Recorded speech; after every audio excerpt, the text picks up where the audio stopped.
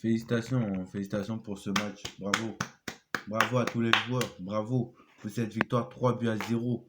Franchement, bravo. Parce que vous avez été trop fort cet après-midi. Non, mais on va passer aux choses sérieuses parce qu'il y a beaucoup de choses sérieuses.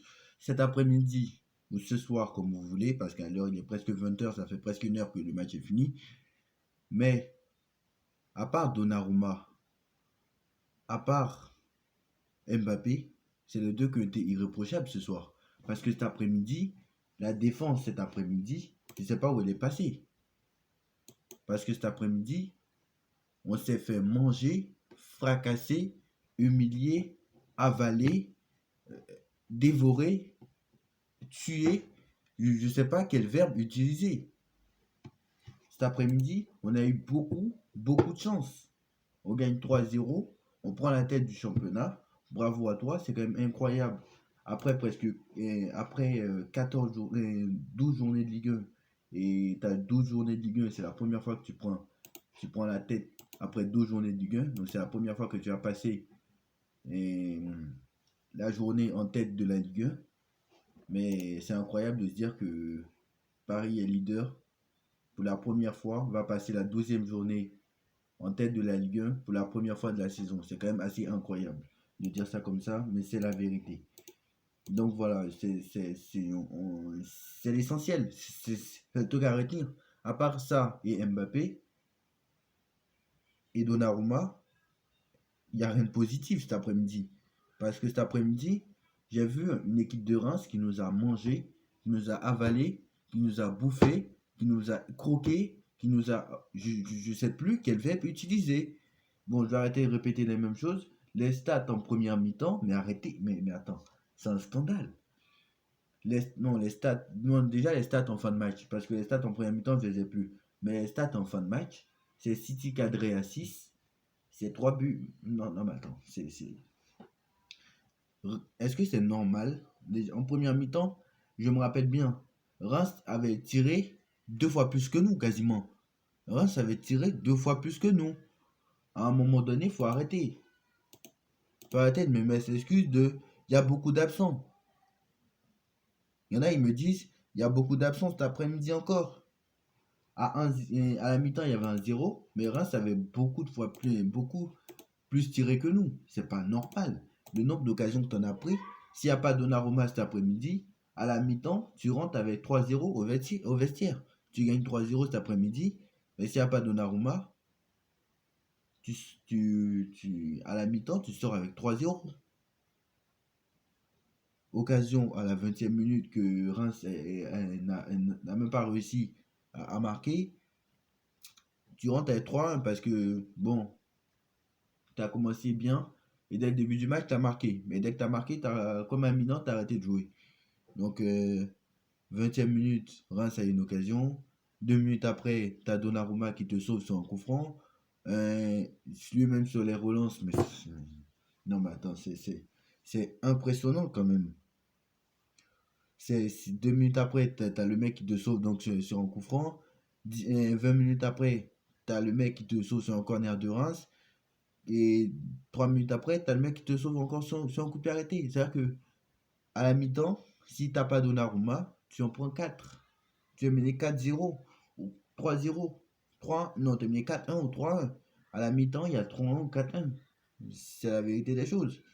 Et même en deuxième mi-temps, parce que jusqu'au deuxième but de Mbappé, mais ils n'ont pas arrêté de nous avaler. S'il n'y a pas Donnarumma jusqu'au but de Mbappé, il y a 4-1 il y a 4-1. Ce soir, il y aurait dû avoir 5-1 si le Paris Saint-Germain, si Reims avait été efficace. Reims aurait dû gagner, voilà, Reims aurait dû gagner par au moins 3-1 minimum. Voilà. 3-1 minimum, voilà.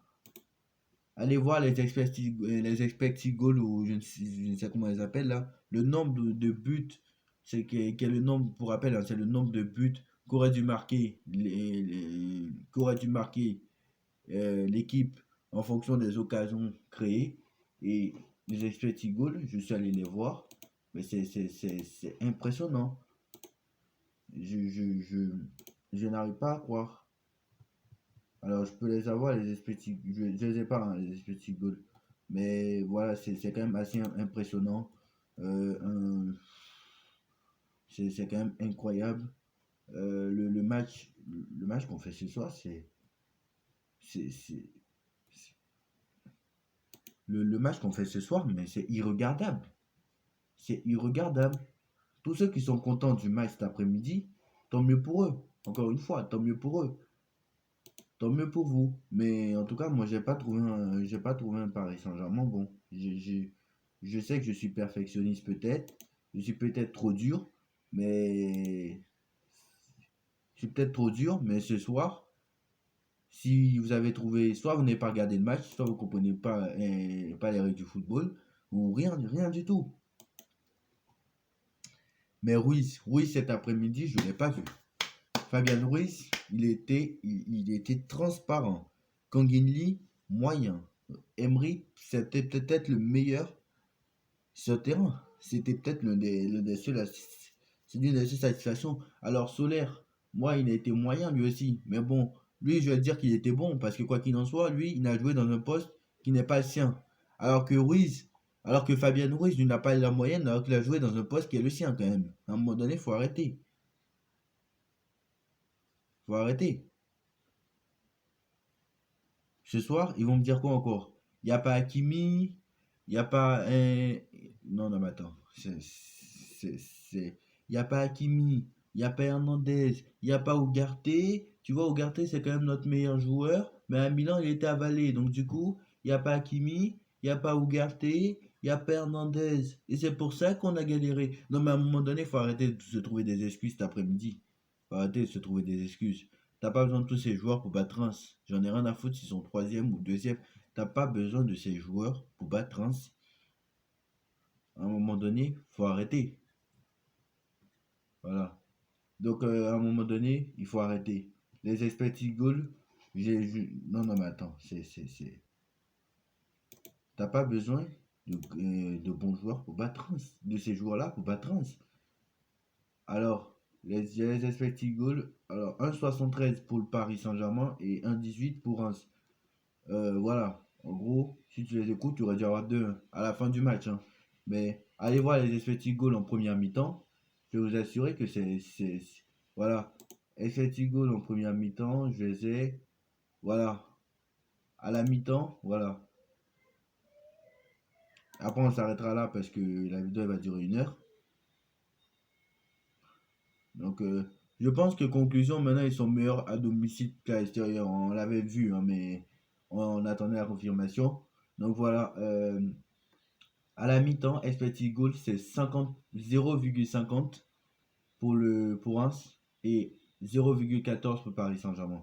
Donc c'est quand même assez incroyable. Donc à un moment donné, il faut arrêter. Il faut arrêter à un moment donné. Donc je pense que, voilà, c'est... je pense que, voilà, Paris est meilleur maintenant, c'est officiel. Paris est meilleur à domicile plutôt qu'à l'extérieur. C'est, c'est, c'est clair maintenant.